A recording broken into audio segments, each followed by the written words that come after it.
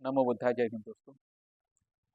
दोस्तों, बाबा साहब भीमराव अम्बेडकर ने एक पुस्तक लिखी जिसका नाम था बुद्धा एंड हिज धम्मा, और उसका हिंदी रूपांतरण यानी कि हिंदी जो अनुवाद है वो भगवान बुद्ध और उनका धम्म।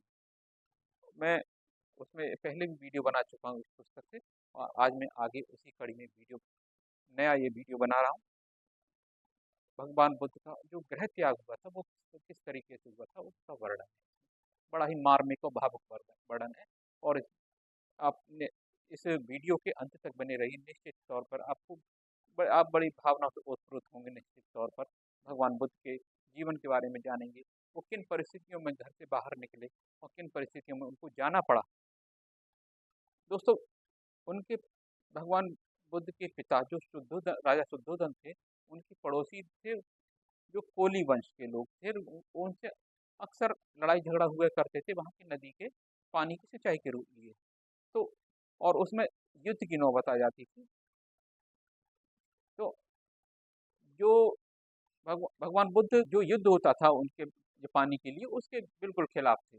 और इनके जो संघ था वहाँ का, इनके राज्य का, उस संघ वो संघ चाहता था कि भगवान बुद्ध लड़ें, क्योंकि वो राजा के बेटे थे। वो कोलियों से लड़ें और उन्हें परास्त करें। लेकिन भगवान बुद्ध बिल्कुल नहीं चाहते थे, किसी प्रकार के युद्ध नहीं चाहते थे।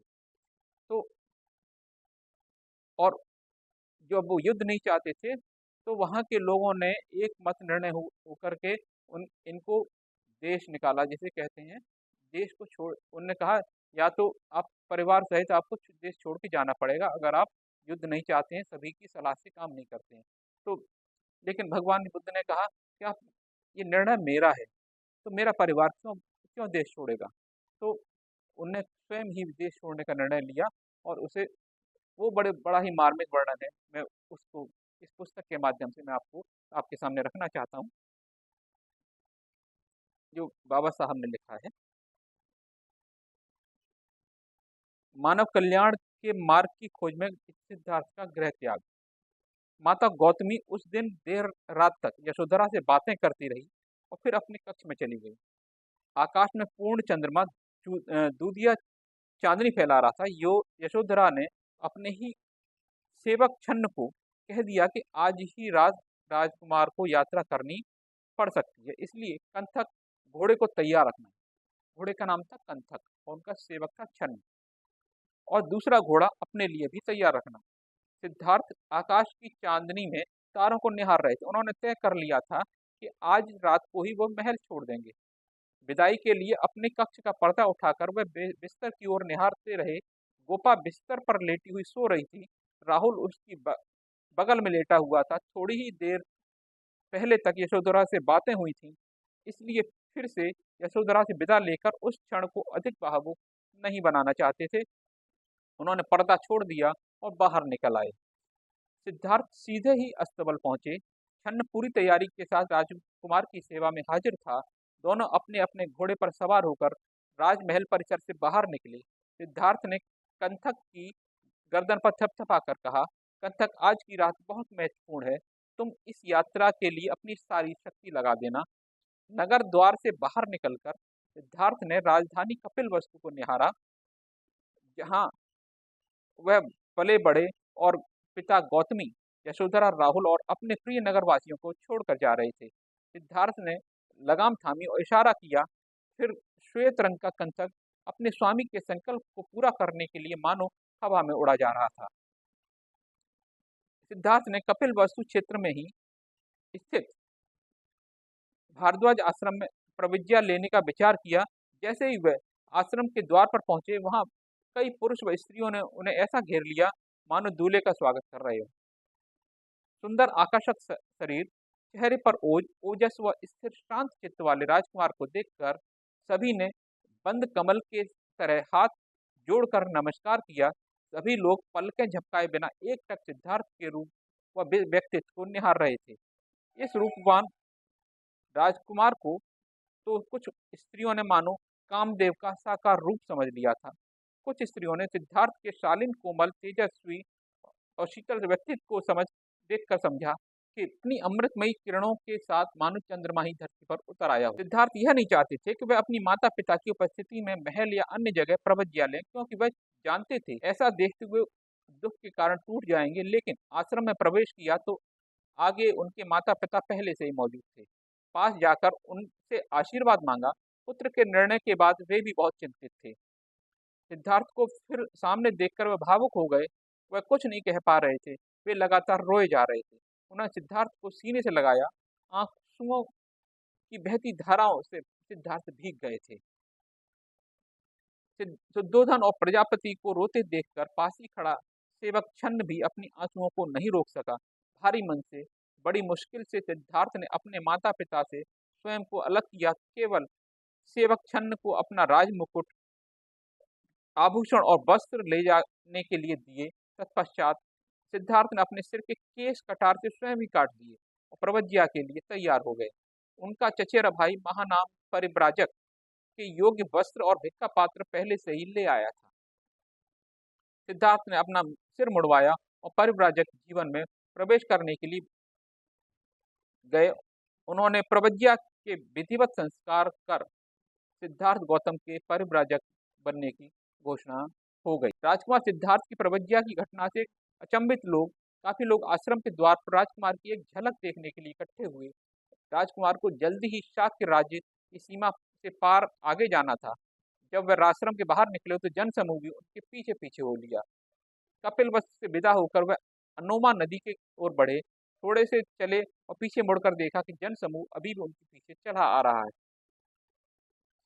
सिद्धार्थ रुके और नगरवासियों से आग्रह किया, बहनों भाइयों, मैं आपके स्नेह प्रेम व आदर का सम्मान करता हूँ, लेकिन अब मेरे पीछे आने से कोई लाभ नहीं। मेरा संकल्प अडिग है। संसार में दुख क्यों है? मैं घर परिवार, शासक और समाज के बीच अशांति और कोलियों के बीच झगड़ा निपटाने में कामयाब नहीं हो सका। आप सभी समझौते के पक्ष में जनमत तैयार करो तो सफल हो सकते हो। इसलिए कृपा करके लौट जाओ।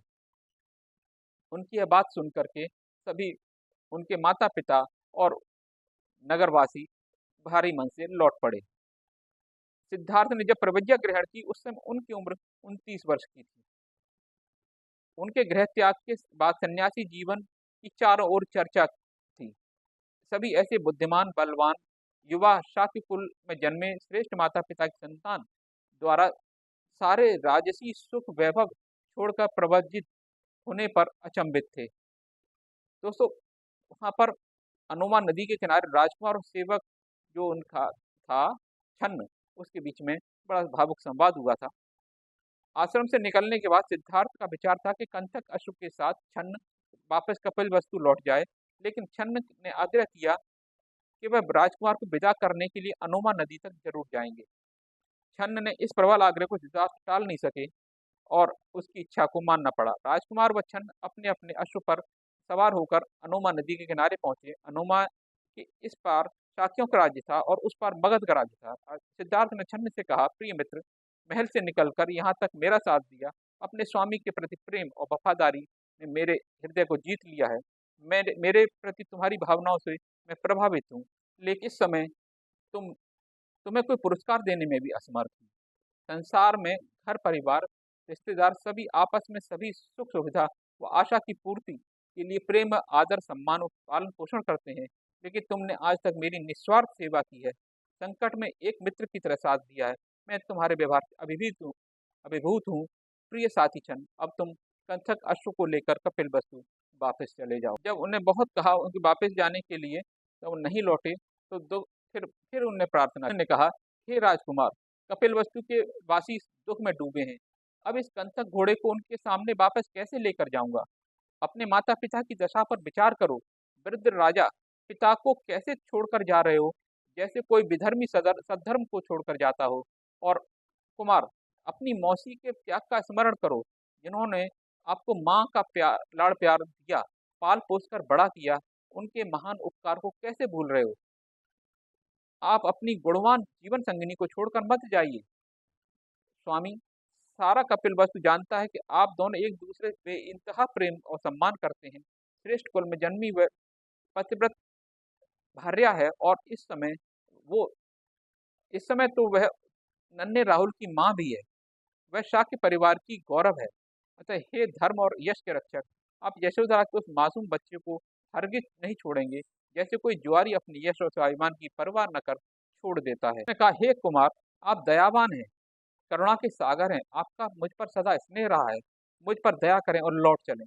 आपके पूरे परिवार के प्रति मेरी प्रगाढ़ श्रद्धा है, और यह दुख में समाचार देने का कठोर कर्म मुझसे मत करवाइए। छन्न की इन मार्मिक भावनाओं को सुनकर सिद्धार्थ उसे धीर और गंभीर होकर प्रेम से समझाया, मित्र छन्न, मेरी खातिर तुम लौट जाओ। यदि तुम्हें मेरे प्रति सच्चा प्रेम सम्मान है तो जो मैं कह रहा हूँ वह करो। अब कृपा कर लौट जाओ, मेरे वियोग से दुखी मत हो। संसार में हर क्षण परिवर्तन होता है, यह अनित्य है, सब अनित्य है। जन्म लेने वाले हर प्राणी के जीवन में बिछुड़ना अनिवार्य है। यदि प्रेम के कारण मैं अब परिवार का परित्याग ना भी करूं, तो भी एक न हमें मृत्यु हमें परित्याग पर मजबूर कर देगी। छन्न, जिस माँ ने मुझे इतना कष्ट करके जन्म दिया है, अब वह कहाँ है, मैं कहाँ हूँ।